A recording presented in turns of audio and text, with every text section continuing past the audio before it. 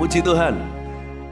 Anda sudah melakukan PR Anda? Membaca pasal 5, 6, 7, 8? Siapa diberkati minggu lalu oleh pengajaran seri kitab Ester? Puji Tuhan ya. Saya langsung ajak Anda membuka di Ester pasal yang kelima.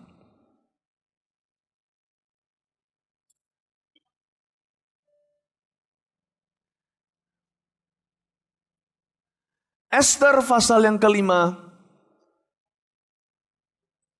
Dan sisa pengajaran yang ada, semuanya Anda bisa dapatkan di Pustaka Raja Wali di counter bawah. Nanti berikutnya, pasal-pasal berikutnya saya bahas di kebaktian-kebaktian yang lain. Kita sekarang akan melihat perkara yang sangat indah ketika Ester menghadap raja. Kita langsung lompat, sedangkan kebaktian minggu lalu saya sampaikan pasal pertama. Di kebaktian pukul 7 justru menjadi introduction-nya atau menjadi perkenalan kitab Ester, di mana saya sampaikan tentang latar belakang buku yang luar biasa ini yang ditakuti oleh Hitler. Ingat kan? Saya berikan sedikit cerita minggu lalu. Kita langsung lompat nih. Dari cerita minggu lalu bersama dengan kebaktian, dengan jemaat yang sama di kebaktian ini, bagaimana Ratu Wasti dibuang. Ratu Wasti dibuang, sekarang kita langsung melihat bagaimana Ester meresikokan dirinya juga dibuang, bahkan dibunuh karena menghadap raja tanpa diminta.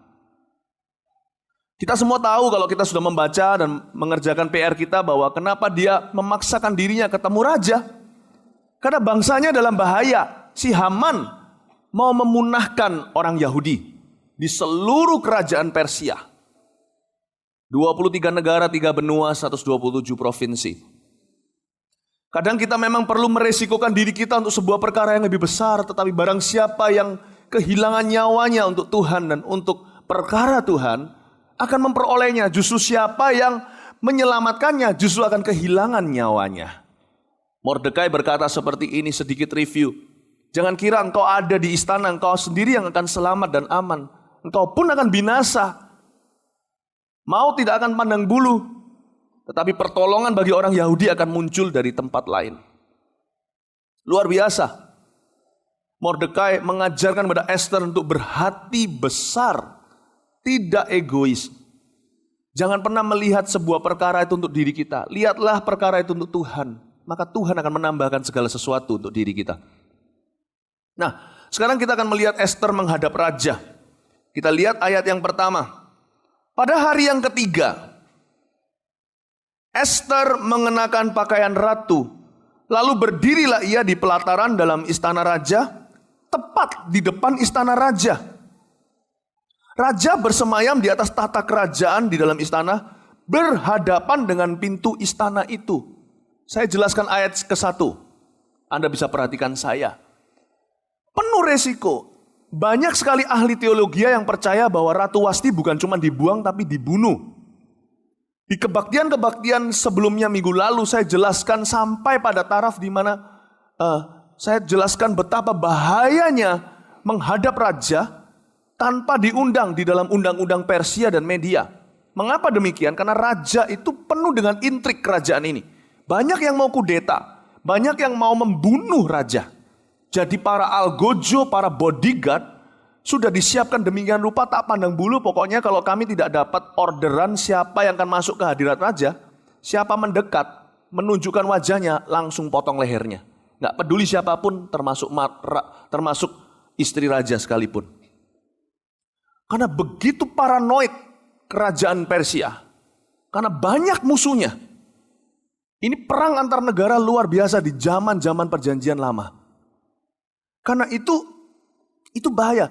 Ada yang percaya Ratu Wasti bukan sekedar dibuang, tetapi dibungkus kepalanya dengan kantong hitam, lalu dibunuh.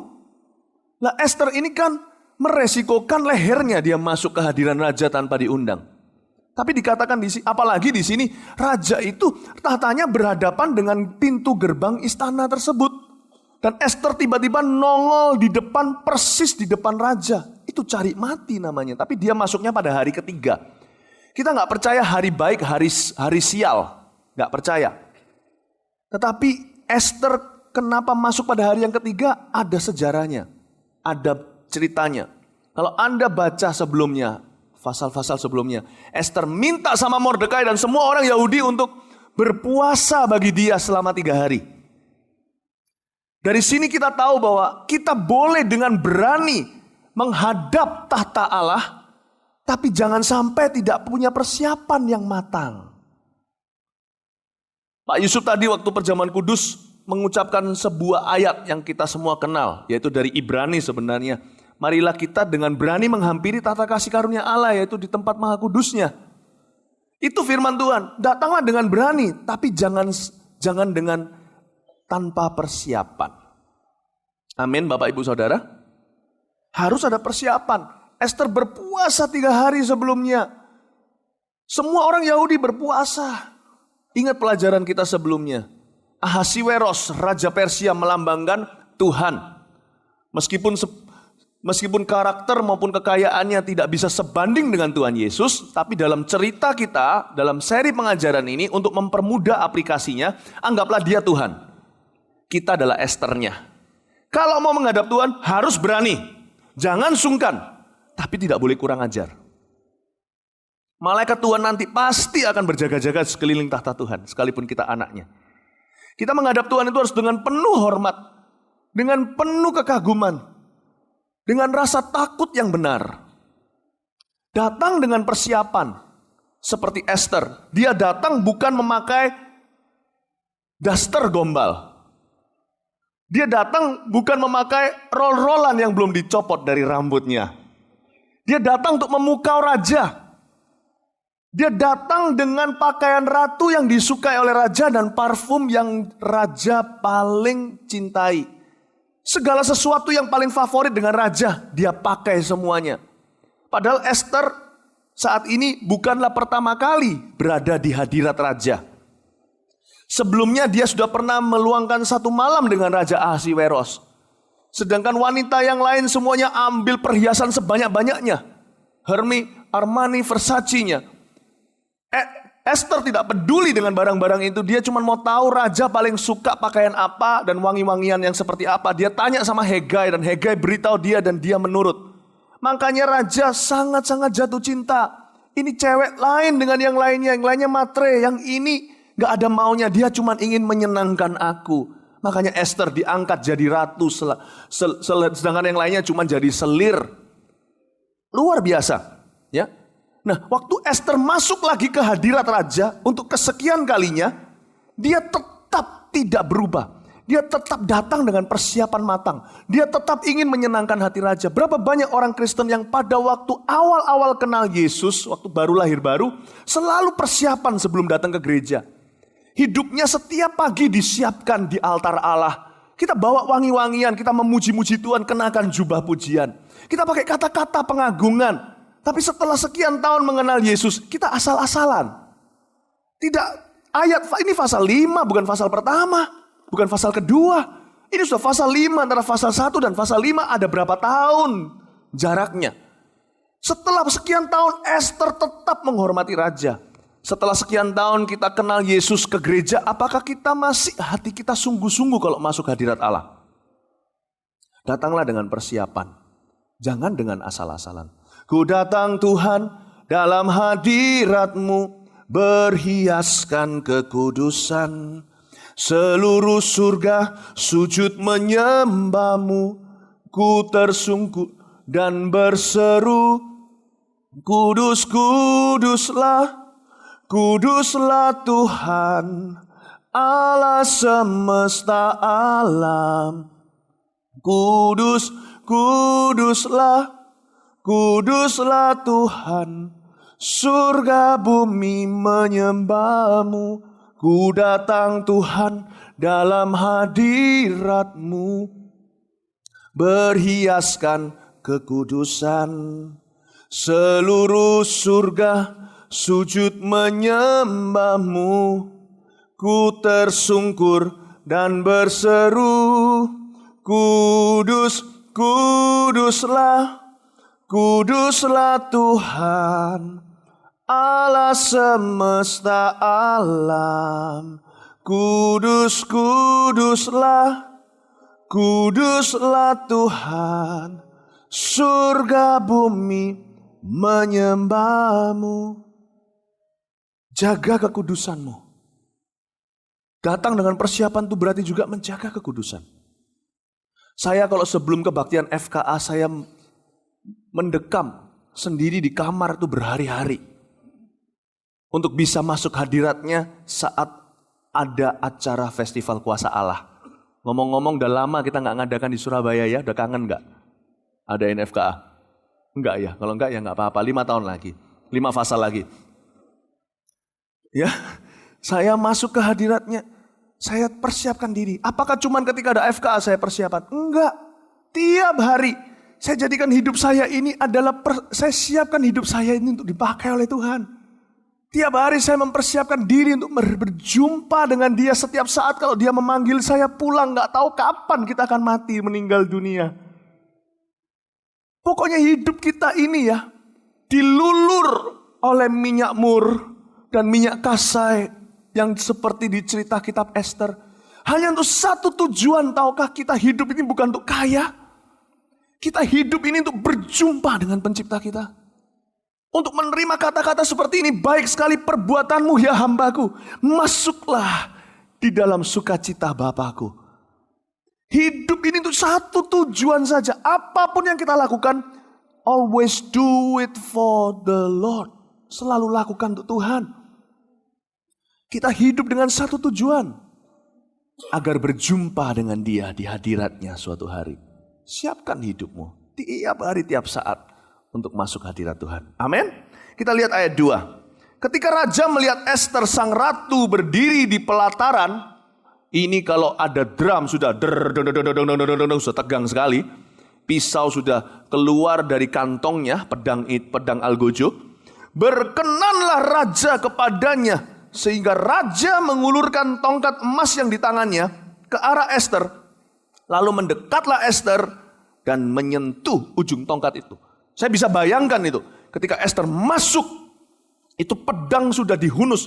Bukan cuma keluar kantongnya. Menurut saya sudah di-swing atau sudah dikebaskan. Shit. Anda harus tahu, ini Raja Ahasiweros itu kenapa kok jago perang? Kenapa kok dia berkuasa di 3 benua? Salah satunya adalah tentaranya semua ahli pedang. Perang jarang kalah. Saya pernah lihat dokumentasi bagaimana seorang samurai beneran di tahun sekian di Jepang, di dalam sejarah Jepang, mereka bisa mengeluarkan pedang mereka yang begitu tajam dan membelah orang jadi 2. Kok bisa? Pedang samurai itulah teknologi yang dipakai oleh dunia medis hari ini sebagai pisau operasi. Untuk bisa dengan cuma disentuh gini aja daging bisa membelah jadi 2. Begitu tajamnya. Dan orang-orang samurai di zaman Jepang kuno itu bisa mengeluarkan dari pedangnya cuma berapa detik. Shut, kembali lagi. Itu cuma hitungan detik. Itu luar biasa. Makanya keluarlah satu kelompok orang yang lain. Yang takut berhadapan muka dengan muka, perlombaan dengan adil. Karena mereka pasti kalah. Jadi mereka pakai yang namanya bintang terbang. Tahu? Ninja. Itu beneran ada. Ninja itulah di zaman musuhnya samurai. Dan mereka harus pakai dengan cara gerilya. Pakai jebakan, lompat jendela, pakai dari belakang, tusuk dari belakang, pakai tiupan yang panahnya ujungnya ada racunnya. Karena mereka tidak berani berhadapan man to man, pedang, dengan samurai. Paham maksud saya? Tahukah samurai-samurai ini? Yang kayak begini ini loh. Bodyguardnya raja. Itu ketika Ester masuk, dia mau dipotong, mau dicincang. Ketika itu raja cepat-cepat keluarkan tongkat emasnya. Itu ada di peraturan Persia Media. Kepada siapa raja punya tongkat emas diulurkan, orang itu tidak jadi dibunuh. Oke, kita dengarkan dia mau ngomong apa, istilahnya begitu. Bisa bayangin ketika Ester sudah begini, pisau sudah sampai segitu, raja mengulurkan dan para pahlawan raja menghentikan pedangnya tidak jadi dipotong. Pada saat itu Ester tangan kecilnya memegang ujung tongkat itu. Artinya apa? Belajarlah untuk bersyukur untuk setiap bentuk kasih karunia yang paling kecil dalam hidupmu. Ini belum selesai, saudara. Pada saat itu raja masih bisa marah. Pada saat itu musuh masih bisa melakukan tipu muslihatnya. Tetapi kalau hari itu dia nggak jadi mati, dibunuh oleh algojo raja, maka dia Ester sudah menerima satu kasih karunia. Dan tangannya yang mungil memegang atau menyentuh ujung tongkat emas raja. Pernahkah kita ketika kita berdoa, kita dalam masalah, nggak bisa bayar tagihan kita. Tiba-tiba ketemu Pak Yusuf tidak sengaja di bawah ruang kebaktian di bawah sana. Lalu Pak Yusuf tiba-tiba sapa, lama ya nggak ke gereja. Lalu menawarkan diri Anda, apa yang bisa saya doakan?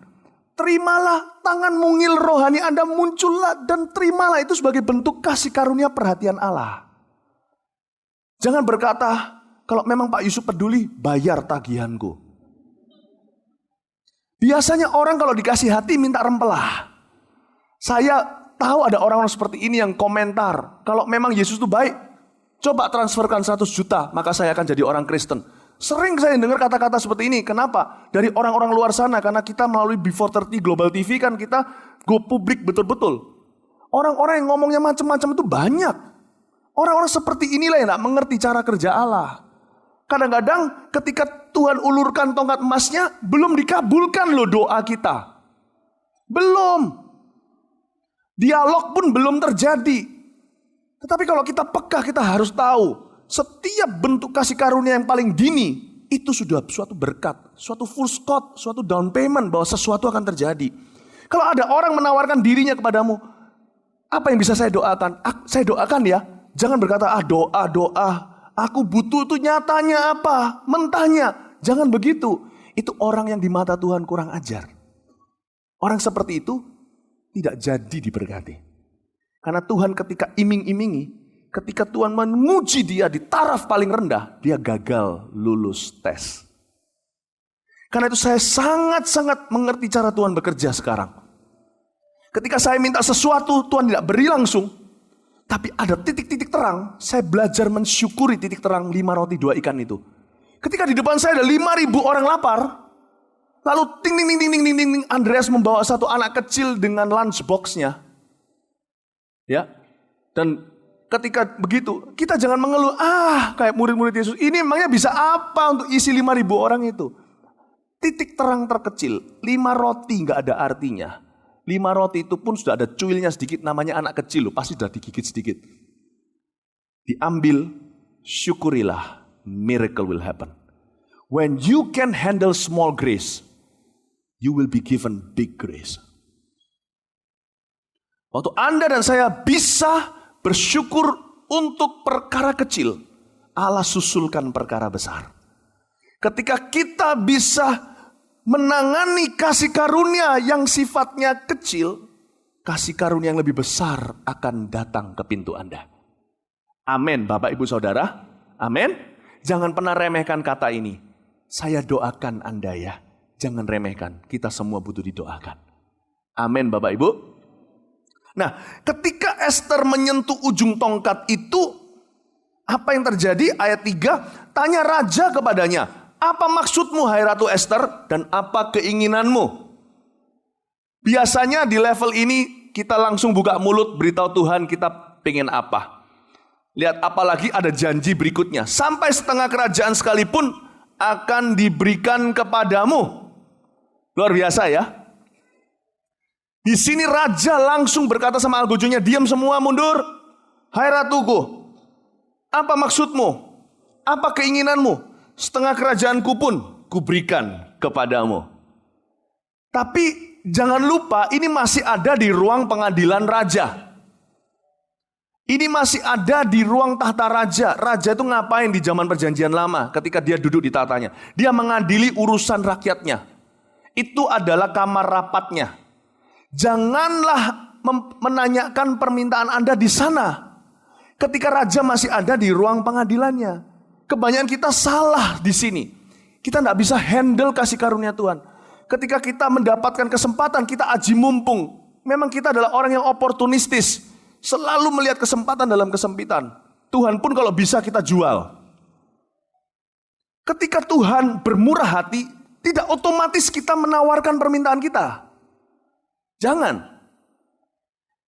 Karena dia masih ada di ruang tatanya. Karena yang disebut dengan, yang di dalam ayat 3 ini dijelaskan, ya, kalau saya punya satu pengertian yang sederhana. Pertanyaan itu ya, permintaan kita yang terlalu terburu-buru disampaikan, biasanya akan ditolak.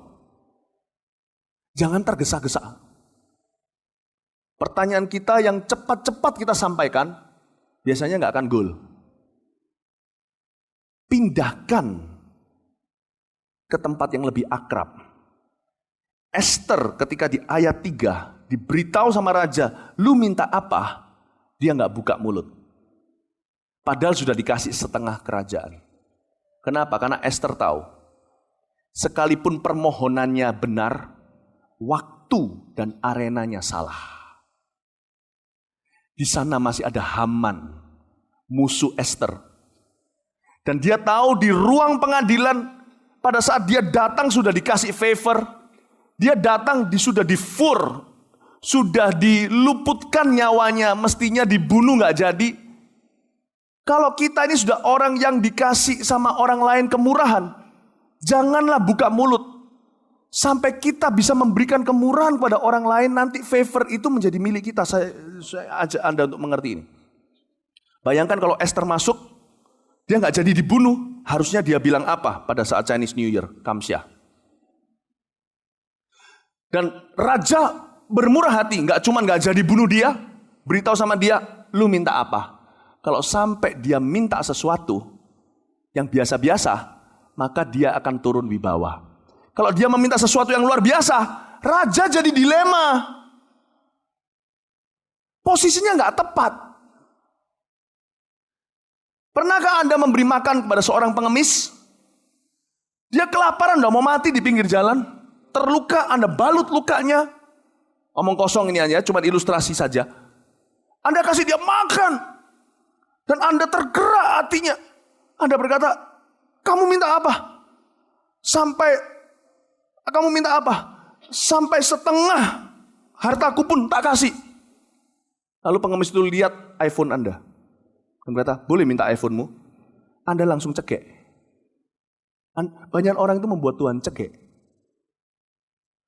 Itu luapan hati, jangan dianggap secara harafiah.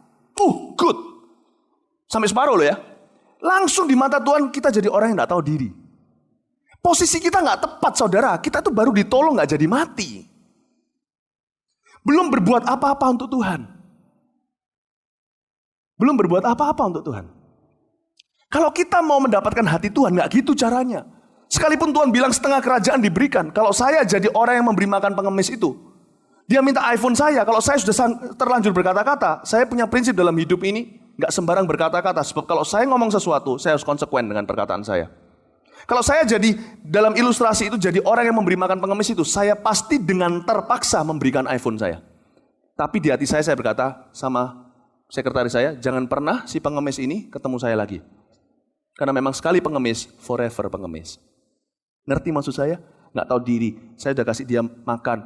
Saya sudah beri dia kesempatan kedua untuk hidup. Saya balut lukanya, saya jaga keluarganya. Saking aja saya itu tergerak dengan kasih. Saya berkata, kamu minta apa? Langsung iPhone saya dijambretnya. Ini orang nggak tahu berterima kasih. Harusnya loh ya, kalau orang Kristen kayak begitu sama Tuhan, harusnya berkata, enggak Tuhan, thank you Tuhan sudah terlalu baik. Tuhan bilang, loh, sungguh loh, aku serius. Jadi Tuhan yang dibuat penasaran. Enggak Tuhan sudah terlalu baik. Loh, enggak apa-apa. Enggak Tuhan, malah kebalikannya Tuhan. Tuhan minta apa dari hidupku?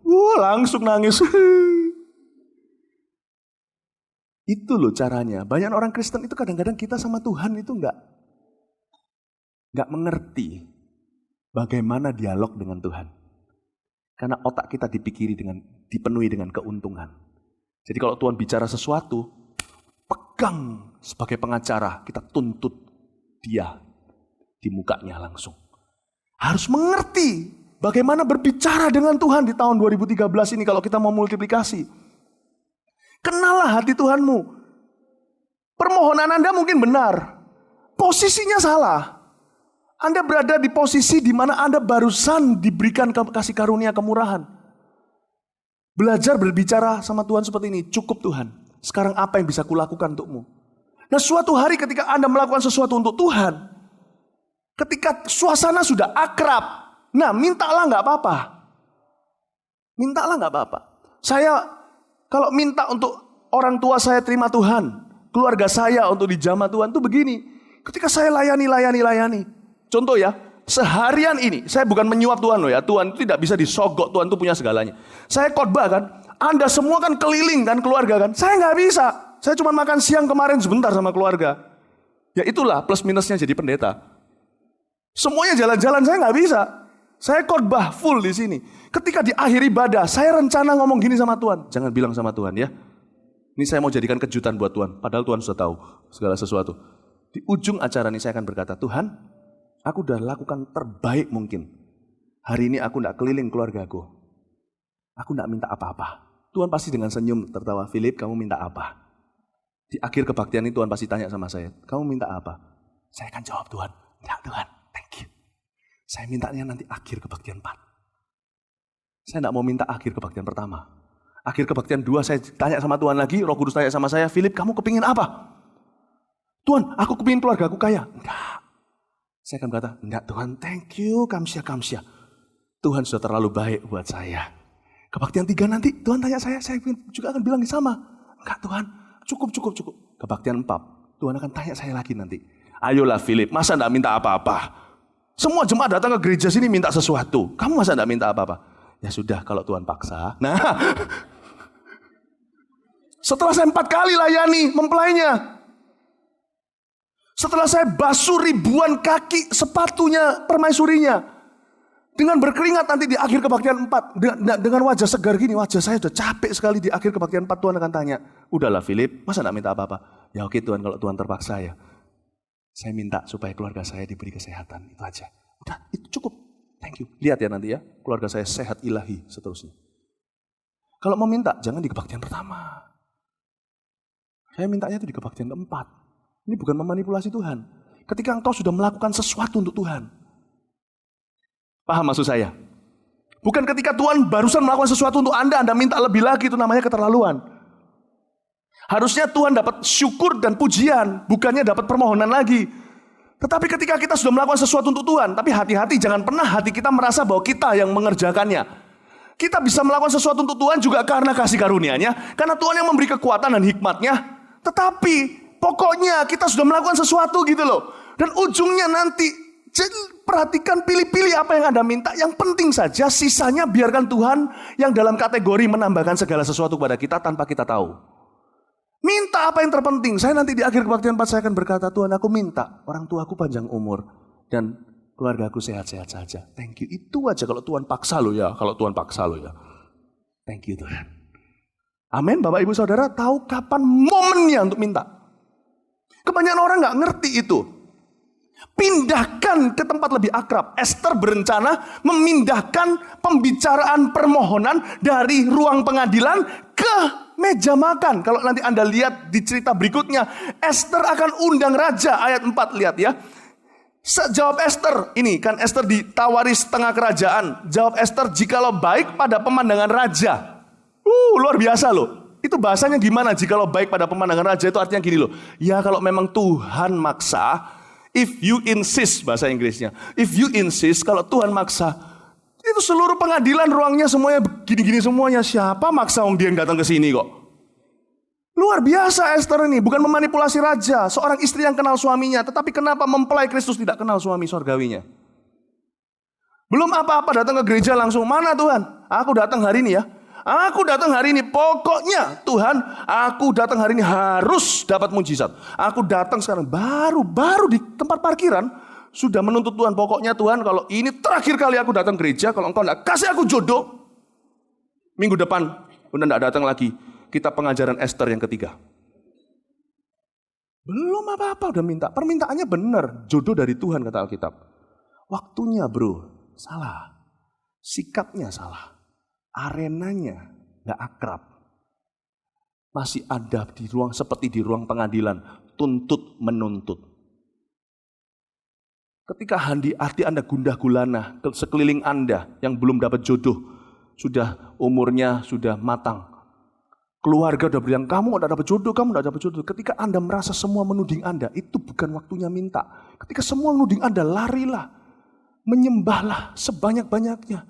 Masuklah hadiratnya. Keluarlah dari suasana tuding menuding dulu. Ketika akrab, lalu berkata sama Tuhan, adukan, Tuhan, semua orang minta aku memberi jodoh, punya jodoh segera tahun ini. Kalau enggak, aku enggak boleh ke gereja atau suruh pindah gereja dan sebagainya. Ya Tuhan, aku tidak mau dengarkan mereka. Aku percaya jodoh dari Engkau sudah siapkan bagi aku. Terima kasih Tuhan. Ketika suasana akrab, itu Tuhan akan memberitahu kepada malaikat-malaikat. Satu-satu akan dijewer dan berkata, mana jodohnya tadi yang sudah saya perintahkan untuk kasih ke dia. Kok lelet-lelet semuanya. Ayo, ini anak sudah dituntut-tuntut begitu, dia gak pernah menuntut saya. Dia malah bawa saya, ajak saya makan. Ajak saya menyediakan hidangan penyembahan. Dia betul-betul menyenangkan hati saya. Terakhirnya dia malah berterima kasih. Tuhan langsung marahi malaikatnya. Malah aku Tuhan jadi sungkan. Pernahkah seorang Tuhan jadi sungkan dengan orang? Tapi aku barusan jadi sungkan. Ayo malaikat jangan malu-maluin. Suruh si A itu cepet-cepet gedor pintunya. Ketika tuduh menuduh, jangan minta. Ketika menyembah, singgung terakhirnya. Ya Tuhan, masih ada satu hal yang aku butuhkan, tapi aku percaya Kau sudah memberikan padaku. Thank you dan kamsya. Itu Tuhan jadi sungkan. Ini namanya ilmu membuat Tuhan sungkan. So, Tuhan tidak bisa memberi under pressure. Tuhan tidak bisa memberi di bawah tekanan. Karena dia punya wibawa raja. Aku tidak hutang sama siapa-siapa. Tapi dia bisa di pressure dengan kasih. Dia bisa ditekan dengan kasih. Karena dia memberikan dirinya untuk dikasihi. Pelajari ini dengan baik-baik kalau Anda mau multiplikasi. If you can handle God, you can handle anything.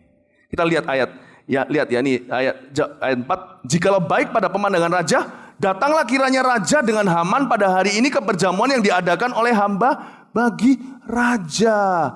Lihat kata itu, datanglah kiranya raja. Selalu saudara kalau Anda meminta sama Tuhan, yang pertama selalu minta kehadirannya. Ngomong masalah, bicarakan belakangan. Itulah cara berbicara dengan sorga. Kenapa begini? Padahal kalau Anda sudah dalam keadaan putus asa, masalah sudah menghimpit Anda, malah justru Anda harus bersikap seperti itu. Karena Tuhan itu digerakkan dengan iman kita. Bicarakan masalah itu belakangan. Selalu bilang sama Tuhan, aku cuma minta kehadiranmu. Nanti di kebaktian 1, akhir kebaktian ini Tuhan akan tanya saya, Philip kamu mau apa? Saya berkata, aku cuma ingin kehadiranmu. Di selesai kebaktian 4 nanti, baru saya buka mulut. Ketika saya sudah letih-letih bekerja di ladangnya.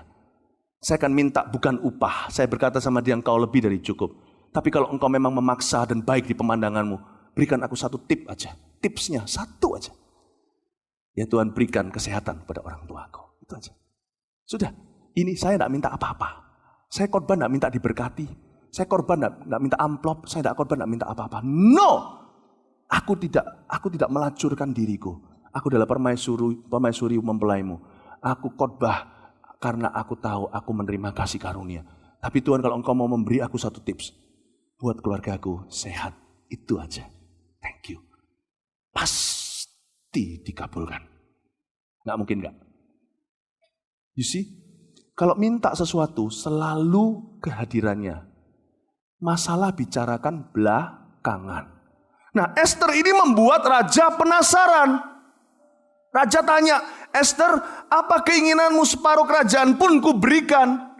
Esther jawabnya apa? Enggak minta apa-apa. Lah raja kan garuk-garuk kepala. Pernahkah seorang suami, kita harus paham bahasa wanita ya. Itu yang membuat kita para suami ini betul-betul frustrasi seringkali. Pulang ke rumah, si istri senyumnya sudah agak sedikit aneh meskipun selalu manis. Kok dia begitu formal sama saya? Kita tanya, sayang, ada ada masalah apa? Dia jawab, enggak apa-apa. Kita semuanya jadi kebakaran di sini. Enggak mungkin enggak ada apa-apa. Senyumnya itu loh, ada apa-apa? Kita tanya lagi yang kedua kali. Emangnya ada yang salah ya? Enggak kok. Tapi dibawakan makanan, dilayani dengan sungguh-sungguh. Ya, Papa mau apa? Papa mau apa? Makanannya enak enggak? Keasinan enggak? Enggak. Minum ya? Jus ya? Jus ya? Mau jus apa? Strawberry, pisang. Kok tiba-tiba ada banyak buah-buahan di rumah? Durian pun aku punya. Kalau mau kujuskan kulitnya. Lalu ini yang namanya papa ini. Ya, si suami berkata sama istrinya, Mama, emangnya ada yang salah apa? Enggak kok, Pak. Papa mau minum apa? Kan penasaran. Betul atau enggak? Betul enggak? Tapi entah kenapa, memang Tuhan tuh punya perjanjian khusus dengan wanita. Wanita kalau berbohong di rumah tangga gitu tuh enggak dianggap dosa. Kalau kita cowok datang ditanya sama itu, Papa ada apa? Enggak ada apa-apa. Langsung Tuhan akan beritahu istrimu. Kalau cewek enggak itu, Tuhan tuh memang sayang kaum Hawa. Malam sebelum tidur ya, lalu habis itu ambilin kaos kaki, kan itu lagi dingin, musim hujan kali, AC nyalain 1 aja, nyalain sekian derajat aja, nyalain 20, 21 derajat aja, udah dingin sekali, ya kan? Kita dikasih kaos kaki, udah tidur aja, udah tidur Papa tidur aja. Sebelum tidur kita itu sini penasaran gak karuan, kita lihat dia dan berkata lagi, Mama, ada apa ya Ma? Emangnya ada apa? Gak apa-apa, good night, I love you. Itu tidur kita menghadap ke sana, mata terbuka dan berkata, pasti ada sesuatu. Betul gak? Di hati langsung curiga, dia pasti minta sesuatu yang besar. Kita tanya sama Tuhan, Tuhan beritahu pada aku. Tuhan bilang, perjanjianku dengan Hawa. Tidak. Besoknya baru diberitahu. Saudara tahu enggak? Demikianlah kita harusnya terhadap raja kita. Aku mengasihimu Tuhan. Minta apa Philip? Minta apa gereja? Enggak. Tuhan senang dengan penyembahan hari ini di kebaktian 1. Ya, ada masalah. Kadang-kadang kita jadi lupa. Kalau ada gitu kadang-kadang pertama-tama kita cek apa kalau cowok. Aduh pasti saya lupa anniversary atau apa ini. Lagi anniversary mungkin. Atau mungkin ulang tahunnya mungkin. Kalau ada gitu-gitu biasanya pertama kali saya pikirkan adalah ulang tahunnya tanggal berapa. Ulang tahun pernikahan saya tanggal berapa, udah lewat belum. Ada sesuatu yang salah. Ternyata besoknya dia minta sesuatu. Begitu caranya kalau sama raja kita Tuhan Yesus. Tuhan minta, kau minta apa? Tidak apa-apa. Minta apa? Tidak ada apa-apa. Lama-lama Tuhan yang mikir, ada apa ya? Apa aku kelupaan sesuatu ya? Suatu berkat mungkin buat gereja Mawar Sharon dan jemaatnya. Apa ya? Apa ya? Kita lihat ayat 5. Maka titah raja, suruhlah Haman datang dengan segera, supaya kami memenuhi permintaan Esther. Lalu raja datang dengan Haman ke berjamuan yang diadakan oleh Esther. Lihat ini, suruh Haman datang dengan segera, supaya memenuhi permintaan Esther. Bapak, Ibu, Saudara, belajarlah untuk menyembah, ya. Belajarlah untuk menyembah walaupun musuh semeja dengan Anda. Jangan panik. Itu kuncinya mujizat. Never to panic. God is in control. And God has given himself to be controlled by his bride. Jangan panik. Tuhan memegang kendali. Dan Tuhan izinkan umatnya, mempelainya memegang kendali atas dirinya. Anda tahu Yesus berkata seperti ini, kepadamu kuberikan kunci kerajaan sorga. Banyak orang pikirannya adalah peperangan rohani. Salah, itu kedua. Tahukah kunci itu kunci hatinya Tuhan? Apa yang kau ikat akan terikat, apa yang kau lepas akan terlepas. Apa kata mama? Papa ikut saja. Banyak orang mengira kunci yang ditulis di dalam kitab Injil yang dicatat pembicaraan Yesus dengan Petrus adalah kunci pertumbuhan gereja. No! Itu kunci hati Yesus. Tuhan itu tidak bisa dikendalikan siapa-siapa, tapi dia secara sukarela memberi diri untuk dikendalikan oleh kita. Kalau kita tahu bagaimana menyenangkannya. Bapak Ibu mengerti ini ya. Jadi luar biasa sekali. Jadi jangan pernah panik.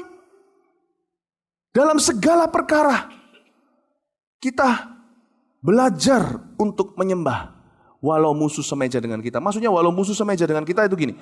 Musuh kalau masih ada di seberang sana, Belanda masih jauh, gampang menyembah. Tapi bagi setiap keluarga yang besok hartanya disita oleh bank, besok juga harus bayar uang sekolah, nggak ada. Besok juga ya harus kemoterapi. Besok ini juga langsung ada kabar, besok juga harus membayar hutang. Besok ini, harus itu. Saudara, gimana caranya Anda bisa menyembah? Waktu musuh masih jauh, gampang memuji Tuhan. Tapi waktu sudah dekat, bagaimana? Justru ada ayat ini munculkan di LED aja. Mazmur 23 ayat 5. Tuhan menyediakan hidangan bagiku di hadapan para lawanku. Ya lihat ya, engkau menyediakan hidangan bagiku di hadapan lawanku. Engkau mengurapi kepalaku dengan minyak, pialaku penuh melimpah. Perhatikan kata engkau menyediakan hidangan bagiku di hadapan lawanku. Mau tahukah kata di hadapan lawanku artinya apa? Duduk berseberangan di sebuah meja makan. Tuhan berjanji sekalipun besok Anda harus tidak tahu gimana bayar tagihan. Tuhan berjanji sekalipun besok anak Anda harus putus sekolah. Anda tidak bisa punya pilihan lagi, bulan depan anak Anda yang di Australia harus ditarik pulang. Karena Anda tidak bisa membiayainya lagi, padahal dia adalah seorang mahasiswa prestasi meskipun bukan beasiswa. Bagaimana seorang ayah bisa menerima dirinya dalam keadaan seperti itu? Yesus ajak beritahu pada kita, tetap makan sekalipun musuh ada di depan kita. Dia menyediakan hidangan, artinya makanlah dengan musuhmu. Sembahlah aku sebanyak-banyaknya. Abaikan musuhmu, perhatikan wajah rajamu.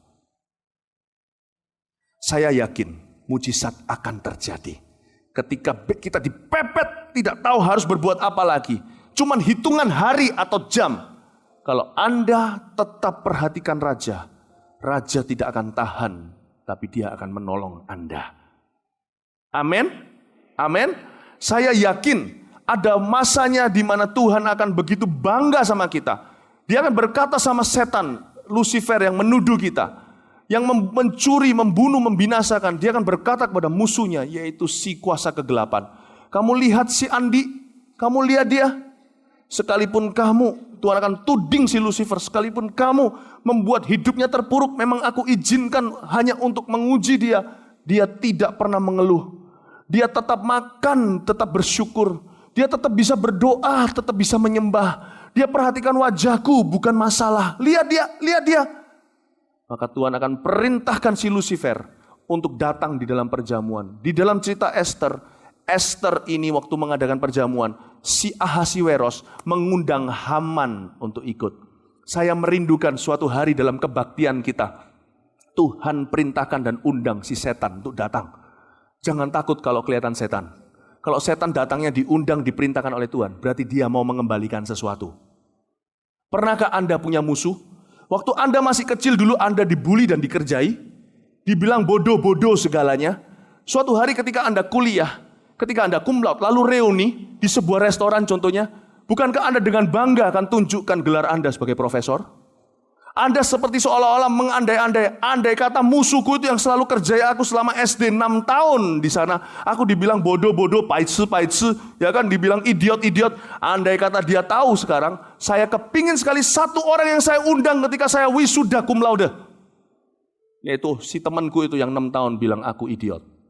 Saya mau dia datang dan ngiler, lihat saya jadi profesor dan PhD. Tuhan akan perintahkan iblis untuk datang di wisuda kita ketika kita diwisuda dari masalah kita. Tuhan akan perintahkan musuh-musuh kita untuk melihat ketika kita diagungkan, dimuliakan. Haman diundang datang ke perjamuannya Esther dengan satu tujuan, untuk mengembalikan apa yang dia mau curi dari Esther. Saya menunggu satu waktu ketika Tuhan begitu berkenan dengan penyembahan gereja Mawar Syaron. Lucifer pun disuruh datang di kebaktian jam 7. Jangan takut, gak usah takut, khawatir nanti anak Anda akan disaut oleh dia. Dia disuruh datang kemarin untuk lihat, kamu bilang apa tentang gereja Mawar Syaron? Kamu bilang apa tentang jemaat ini? Kamu bilang apa tentang mereka? Lihat, aku bangga, kamu duduk di sana, lihat penyembahan mereka kepadaku, lalu bayar. Saya menunggu saatnya iblis mengembalikan apa yang dia curi dari kehidupan Anda. Amin Bapak Ibu Saudara. Jangan takut sama setan. Pergi ke kamar mandi, jangan takut pergi sendirian. Harusnya setan yang takut sama Anda. Suatu hari ketika bisnis Anda diberkati, Anda akan berharap musuh Anda semua yang hina Anda semua ada di sana. Teman-teman semuanya yang berkata Anda tidak bisa, saya berharap ketika Anda meresmikan pabrik Anda yang baru, mereka diundang juga untuk melihat bahwa mereka salah. Setan akan diundang suatu hari ketika kita menang. Amin Bapak Ibu Saudara. Jangan khawatir, jangan takut. Kuncinya di sini, abaikan mereka, tapi pandanglah raja. Kita lihat ayat yang ke-6. Sementara minum anggur, bertanyalah raja kepada Ester, apakah permintaanmu? Niscaya akan dikabulkan. Dan apakah keinginanmu? Sampai setengah kerajaan sekalipun akan dipenuhi. Untuk kedua kalinya lagi, raja minta lagi, apa yang kau inginkan? Maka jawab Ester, permintaan dan keinginan hamba ialah, jikalau hamba mendapat kasih raja dan jikalau baik pada pemandangan raja mengabulkan permintaan serta memenuhi keinginan hamba, datang pula lah kiranya raja dengan Haman ke perjamuan yang akan hamba adakan bagi raja dan Haman. Maka besok akan hamba lakukan yang dikehendaki raja. Saya pernah sekali pulang dari luar negeri sama istri pergi ke Toys R Us. Kita beli mainan untuk anak-anak saya, anak-anak kami. Mainan-mainan di sana ada yang mahal, ada yang murah. Tapi karena di sini tidak ada brand itu, jadi saya pergi sana lihat-lihat dan saya mau belikan. Kadang-kadang kita orang tua terus terang ya, bukan karena kita pelit. Orang tua yang mau anaknya tidak jadi anak manja, tidak mau membeli berlebihan buat anaknya. Ya, saya senang sekali anak saya tidak terlalu banyak mainannya, secukupnya. Sebab anak kecil itu ya baru main sedikit ya. Kokonya main itu, atau saudaranya lah main itu ya, langsung dibuang, baru 5 menit. Pokoknya selalu rumput yang di sebelah seberang selalu lebih hijau daripada rumput yang ada di halamannya. Karena saya tidak mau dia bosan dengan mainannya, saya mau dia main dulu. Waktu saya datang ke sana saya lihat, bukan lihat harganya, tapi saya cuma pikir, beli 1 atau 2, kita beli masing-masing anak 2 mainan. Nah, waktu saya beli 2 itu, ada 1 lagi yang bagus. Itu saya sempat berhenti di depan di toko itu, mikir itu kira-kira 5 menit. Saya mikir gitu ya. Saya jarang lah mikir 5 menit gitu, biasanya ngambil keputusan cepat. Saya mikir 5 menit, beli enggak. Sudah saya pegang nih. Ini apa namanya? Keranjangnya mainan. Saya sudah trolinya, saya sudah pegang 1. Beli enggak ya? Terus saya lihat harganya. Waduh, mahal juga. Padahal lagi hot-hotnya lagi film-film mainin figur itu. Wah, yang mahal juga. Tapi ini sudah ada 2 yang bagus. Gimana ya? Jadi enggak? Pernah enggak ngalami gitu? Seperti saya lah, ngaku aja. Enggak jadi. Saya pergi ya. Beli sudah. 2. Sampai Indonesia, landing. Enggak terlalu malam, anak belum tidur. Masuk ke rumah, semua mamanya dulu masuk. Ya kan? Mamanya dulu masuk, ngasih mainan. Mainannya dipegang, senang. Saya menyusul masuk. Waktu saya masuk, saya lihat dengan mata kepala sendiri. Anak-anak saya lempar mainannya. Lari menyambut saya. Saya langsung terharu. Dilempar mainannya. Dan dia tahu mamanya sudah beritahu tidak ada mainan lagi pada papa. Dia lari, dia rangkul, ciumin saya. Daddy, we miss you. Kangen. Cium. Andai kata anak saya pakai lipstik, pasti merah semua saya. Terus saya berkata, loh mainannya, mainin itu. Seneng gak mainannya? I want daddy. Oh. Saya bilang, main. Nanti aja, dia gak apa-apa. Kita kangennya sama daddy. Saya diciumin. Gak apa-apa, mainan tuh nanti. Kita cuma mau daddy. Loh saya kan terpancing. Saya bilang, kamu gak suka mainannya. Suka, tapi kalau daddy, istilahnya gini. Kalau sekarang ada daddy yang aku suka. Langsung saya ditemplak luar biasa. Shoot, nostalgia. Di depan, di toko itu. Beli enggak. Tahu gitu, tak beliin. Anda pernah menyesal setengah mati? Anda kira kalau membelikan ini anak Anda akan manja? Tapi ketika Anda diperlakukan seperti itu, Anda menyesal bahwa dan Anda seperti merasa Anda salah tebak. Buat Tuhan merasa dia salah tebak sama kita. Akhirnya saya nggak tahan. Saya mau menangis, saya tahan air mata. Anak-anak saya kok begini, siapa yang ajari? Mungkin kasih Hegai, mungkinkah maminya ajari? Kalau mau mainan lebih banyak lagi, cium pipi daddy, bilang nggak suka mainannya. Pasti ada mata-mata ini. Gak mungkin anak saya tiba-tiba jadi pinter gini. Padahal kitab Ester belum diajarkan. Mau tahu nggak apa yang reaksi saya? Keesokan harinya saya bawa anak-anak saya pergi ke toko mainan. Ini yang saya katakan. Beli apapun sampai setengah toko ini. Aku akan belikan semuanya. Apakah Anda nangkap hati Bapak? Buat dia menebak. Buat dia merasa dia menebak kita dengan salah. Saya tidak menyalahi teologi ya. Jangan pernah saya mengira saya berkata Tuhan itu salah dan pernah berbuat salah. Tuhan itu maha tahu. Tetapi soal kasih kita kepadanya, dia tidak tahu. Karena dia memilih untuk tidak tahu.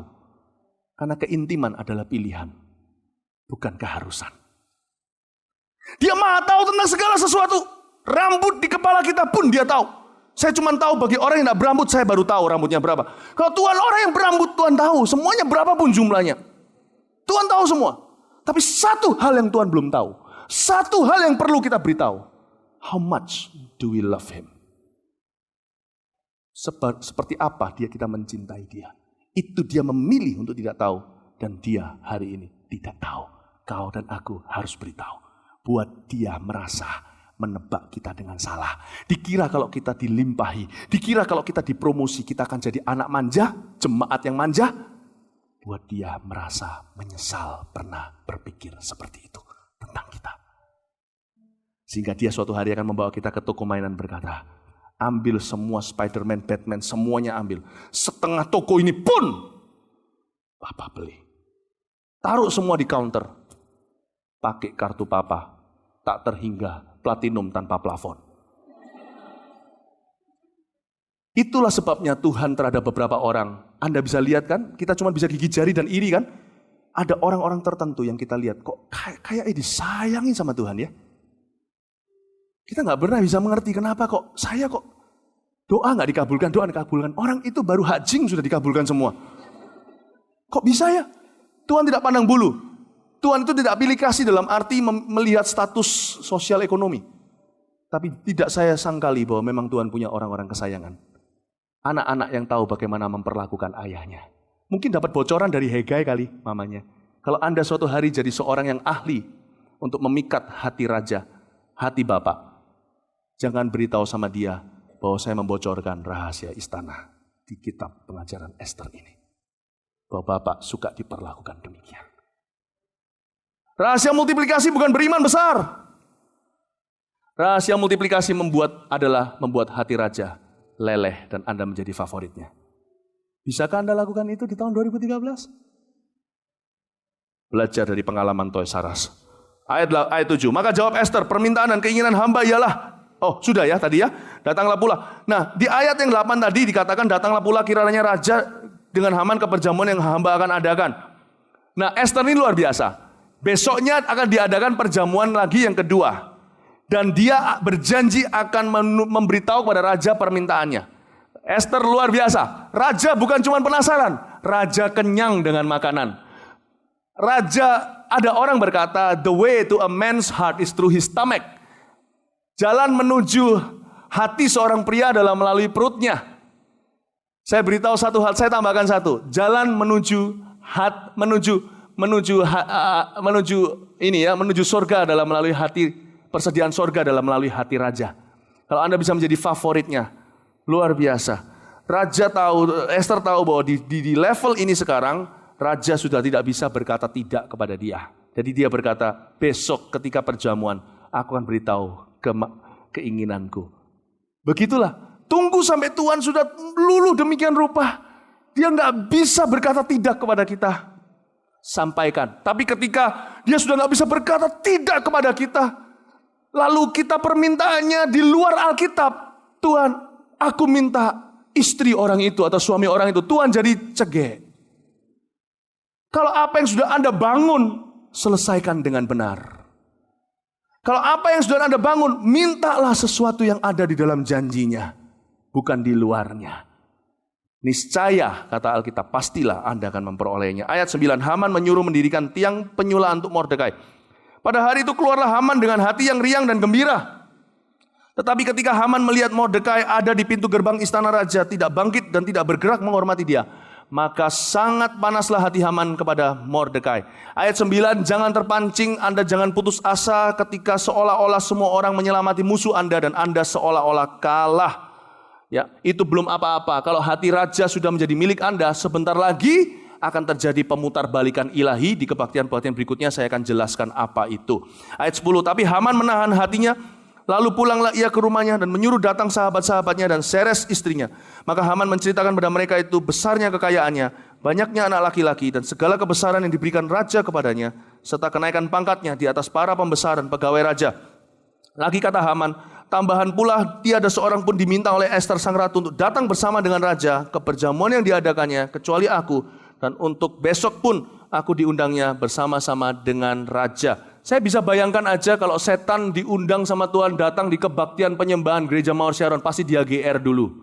Wow! Tapi kalau Tuhan ngundang musuh-musuh kita datang, itu Tuhan selalu memberi perintah ekstra, yaitu bawa semua barang yang kau punya, yang pernah kau ambil dari dia. Bawa semua perhiasanmu, semua kekayaanmu. Dan musuh kita nanti ketika makan bersama dengan kita, Tuhan akan beri perintah baru. Kembalikan semuanya kali 7. Kalau orang benar berbuat dosa seperti Sakeus, ketika dia bertobat, dia bisa mengembalikan maksimal 4 kali lipat yang dia pernah ambil dari orang. Kalau setan tidak pernah bertobat, tapi kalau setan dikalahkan dalam hidup kita, dia harus kembalikan minimal 7 kali lipat. Itu perbedaan antara orang dengan setan. Orang bertobat suruh kembali 4 kali lipat. Setan kalau kalah sama kita, Tuhan meninggikan kita, disuruh kembalikan 7 kali lipat. Anda bisa melihat sekarang, saya dapat cerita yang luar biasa, saya nggak bisa kesaksikan satu persatu. Bagaimana ada orang yang secara finansial amburadul hancur-hancuran. Saya doakan, saya bimbing, saya ajari hati Tuhan. Setelah 2 tahun berubah total keadaannya. Dan semua yang dulu dicuri sama setan kembali 7 kali lipat. Itu luar biasa, saya lihat itu sehari-hari. Di antara jemaat yang Tuhan kerjakan. Kalau dulu dia kehilangan ruko, dia dikembalikan 7 ruko sama Tuhan. Saya bukan bicara tentang prosperity gospel. Saya bicara tentang a good God. Allah yang baik. Dan kitab Ester ini justru melawan Injil kemakmuran. So, saya ajarkan untuk kita memikat hati Tuhan, bukan kantongnya. Kita lihat ayat berikutnya. Ayat 13, akan tetapi semuanya itu tidak berguna bagiku, selama aku masih melihat si Mordekai, si Yahudi itu duduk di pintu gerbang istana raja. Lalu kata Zeres istrinya dan semua sahabatnya kepadanya, suruhlah orang membuat tiang yang tingginya 50 hasta, dan persembahkanlah besok pagi kepada raja supaya Mordekai disulakan orang pada tiang itu. Kemudian dapatlah engkau dengan sukacita pergi bersama-sama dengan raja ke perjamuan itu. Perhatikan kata terakhir dari pasal ini. Hal itu dipandang baik oleh Haman, lalu ia menyuruh membuat tiang itu. Saudara, tugas Anda dan saya cuma menyembah. Nanti Tuhan sedang merancangkan supaya semua musuh-musuh Anda masuk ke dalam perangkap Anda. Sekarang itu hawa di sekeliling kita seolah-olah mereka menang. Biarin dulu, jangan terpancing. Anda percaya Tuhan saja. Ketika segala keadaan seolah-olah menumpuk Anda kalah dan roh jahat menang. Seolah-olah anak Anda kena narkoba. Sekarang iblis tertawa terbahak-bahak. Kalau Anda terus menyembah, sekarang juga Allah sedang menyiapkan sebuah perangkap bagi si setan. Karena terlanjur anak Anda kena narkoba, bukan? Kalau anak Anda sudah terkena narkoba sekarang, sudah terlanjur seolah-olah dunia berkata ada kiamat. Tapi memang kalau bisa jangan sampai anak kita terkena barang terlarang. Tapi kalau sudah terlanjur, Anda punya reaksi cuma satu, naik ke atas, menyembah. Langsung Tuhan ubah. Saya tidak percaya Allah punya plan yang lain kecuali plan A. Tuhan tidak punya plan B. Tuhan, kami ini kecelakaan hamil di luar nikah. Selalu sekarang sudah diteguhkan di Mawar Sharon, sudah bertumbuh, masih menghantui masa lalu kami. Masa lalu kami dulu masih menghantui kami. Anak kami nanti pasti anak haram. Jangan berkata gitu. Di dalam Tuhan tidak ada plan lain kecuali plan A. Tuhan tidak pernah berkata, sekarang kalian berdua adalah plan B, plan C. Kalian harus terima hukuman. Jangan berkata begitu. Kalau Anda bertobat, hari ini Anda berbalik, buah-buah roh yang keluar. Apapun salah masa lalu pun. Apapun kejadian yang menimpa keluarga Anda seperti anak kena narkoba itu musibah. Tuhan bisa jadikan itu perangkap bagi iblis untuk jatuh di sana. Dia gali lubang, dia jatuh sendiri di sana. Mengertikah Bapak Ibu maksudnya? Mau tahukah raja yang membuat Israel besar adalah seorang anak dari hasil dosa di masa lalu, yaitu Batsheba, namanya Salomo. Tuhan jadikan perangkap bagi setan. Ketika Daud bertobat, anak pertama yang hasil perzinahan mati, anak kedua dipakai oleh Tuhan. Anak Anda bisa dipakai Tuhan. Saya tahu saya sedang berbicara kepada seseorang. Maka plan B, C, D sampai Z kalau di tangan Tuhan kembali jadi plan A. Anak Anda yang kena narkoba, sekarang kalau Anda menyembah, suatu hari nanti anak Anda akan membuka rehabilitas bagi orang yang kena narkoba. Perangkap bukan? Saya dulu dikacau sama setan, tapi karena ada orang yang menyembah, hari ini saya mengacau setan. Allah akan menjadikan musibahmu menjadi berkat. Allah menjadikan perangkap iblis dalam hidupmu menjadi perangkapmu terhadap iblis. Kalau Anda menyembah, duduk semeja dengan musuhmu, abaikan dia, pandang raja, makan sama musuhmu, jangan takut. Sekalipun besok gak bisa bayar tagihan, sembahlah Tuhan. Di gereja, jangan pusing, taruh semua masalah. Ketika menyembah, fokus ke atas, akan terjadi pemutarbalikan rohani. Amin. Bapak Ibu, berikan tepuk tangan untuk Tuhan. Mari kita semua bangkit berdiri. Terima kasih ya Tuhan. Thank you Lord Jesus.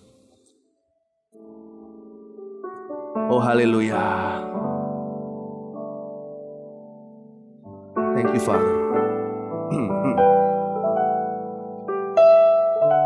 Saya minta Anda meletakkan semua permasalahan Anda dalam berapa 2 menit ke depan ini sebelum kita akhiri ibadah. Katakan pada Tuhan bahwa engkau mengasihi Tuhan tanpa syarat dan apa adanya. Jangan minta sesuatu sama Tuhan sekarang. Sembah aja dia. Beritahu sama dia, Tuhan, engkau tidak usah takut memberkati hidupku, aku tidak akan manja.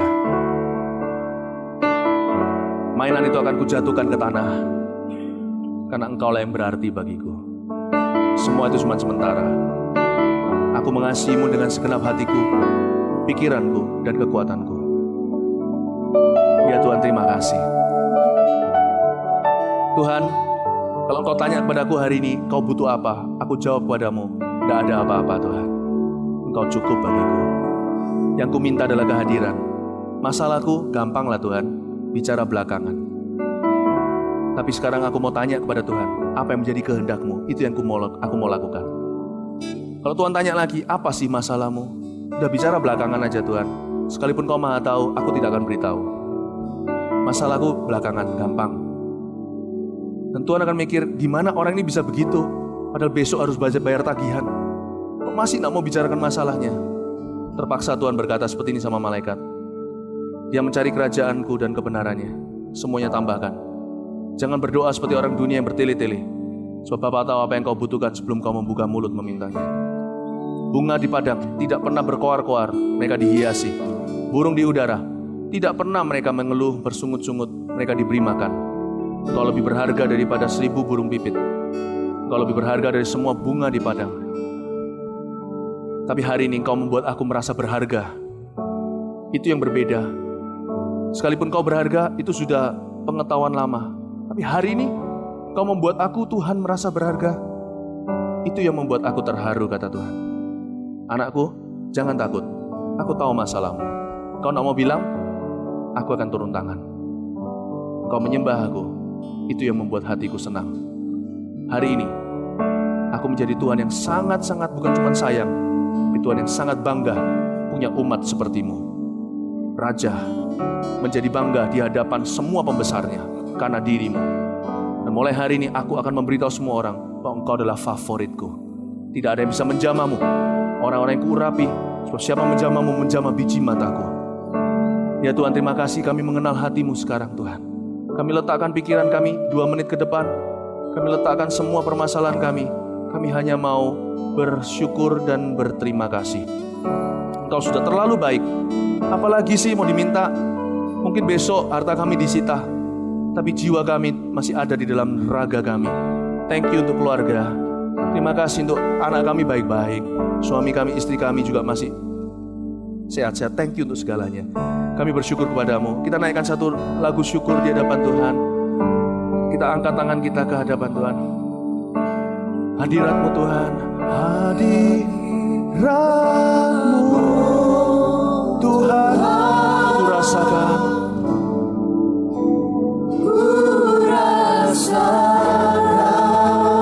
Kekudusan-Mu Bapa, kekudusan-Mu Bapa, penuhiku.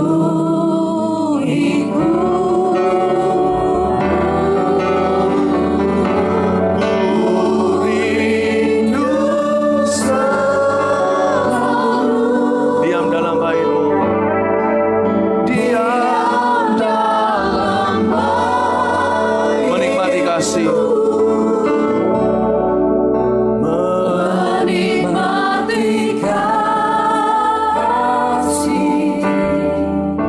anugerah. Hadirat-Mu, hadirat-Mu